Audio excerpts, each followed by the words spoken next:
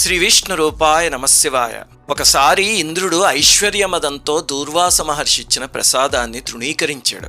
అప్పుడు మహర్షి ఆగ్రహించి శపించారు. ఆ శాపం వల్ల దేవతలందరూ శక్తుల్ని కోల్పోయి కళావిహీనంగా అయిపోయారు. లక్ష్మీదేవి కూడా అంతర్హితురాలైపోయింది. నారాయణుడు ఒక్కాయనే మిగిలాడు. అంటే అమ్మా అయ్యా దూరం అయిపోయారు, పిల్లలకి దుఃఖమే మిగిలింది. అప్పుడు అందరూ కలిసి పాల సముద్రాన్ని చిలకడం ప్రారంభించారు. అందులోంచి హాలాహలం వచ్చింది. తర్వాత ఐరావతం, కల్పవృక్షం, కామధేనువు ఇలాంటివి ఎన్నో వచ్చేదాకా వాళ్ళు ఎన్నో కష్టాల్ని ఓర్చి చిలికితే ఆఖరికి తల్లి మహాలక్ష్మీదేవి బయటకు వచ్చింది.